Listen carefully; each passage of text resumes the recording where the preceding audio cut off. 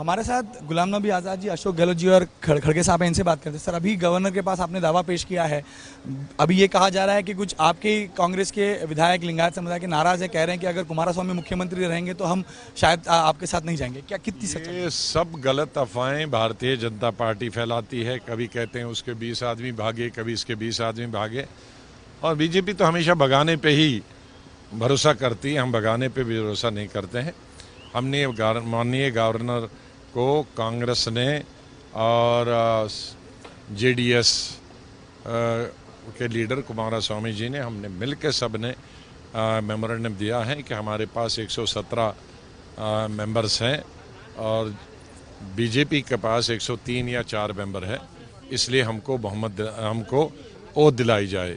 हमने गवर्नर को supreme court की जजमेंट भी दिखाई थी कि जब गोवा में हमारी सिंगल लार्जेस्ट पार्टी थी, उससे पहले मणिपुर में भी सिंगल लार्जेस्ट पार्टी थी, उसके बाद मेघालय में भी सिंगल लार्जेस्ट पार्टी थी, लेकिन गवर्नरों ने ओथ नहीं दिलाई।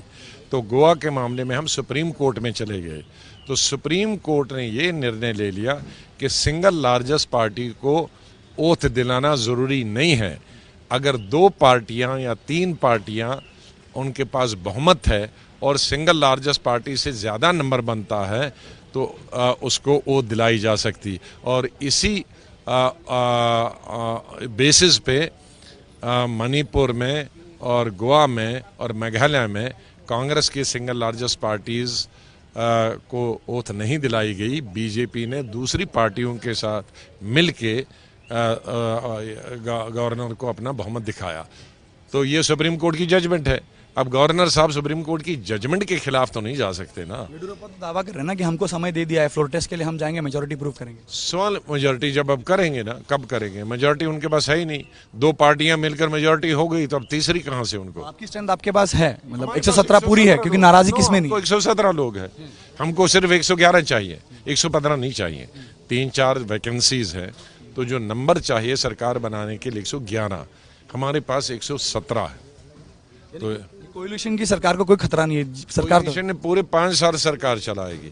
अब अगर बीजेपी तोड़ के जोड़ के करना चाहती है तो मुझे नहीं मालूम कि गवर्नर के पास एक तरफ से अगर पूरा बहुमत है 2 पार्टियों का, तो वो तोड़ दें जोड़ दें के लिए क्यों एक पार्टी को बुलाएगी जिसके पास बहुमत नहीं है?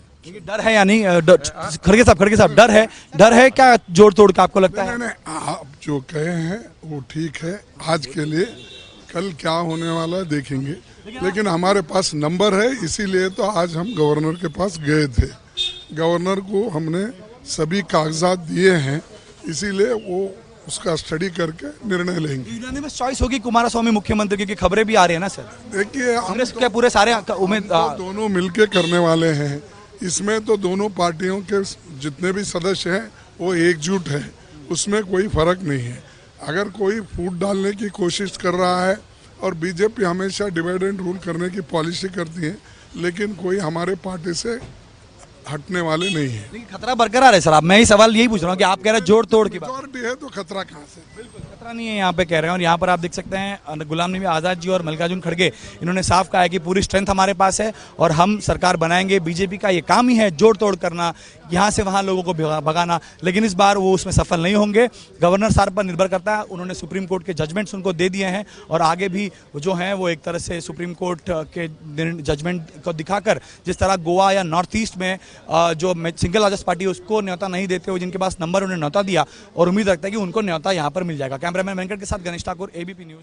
तो सुना आपने किस तरीके से सुप्रीम कोर्ट के फैसले का हवाला कांग्रेस की तरफ से दिया जा रहा है, खुद की दावेदारी साबित करने के लिए कि उसे ही न्योता मिलना चाहिए सबसे बड़े गठबंधन के तौर पर, जिसके पास बहुमत है सरकार बनाने का। इस बीच आपको बता दें, शाम 7 बजे बीजेपी संसदीय बोर्ड की बैठक होगी। इस वक्त की बड़ी खबर, संसदीय बोर्ड की बैठक में प्रधानमंत्री नरेंद्र मोदी भी मौजूद रहेंगे। ये है एबीपी न्यूज, आपको रखे आगे।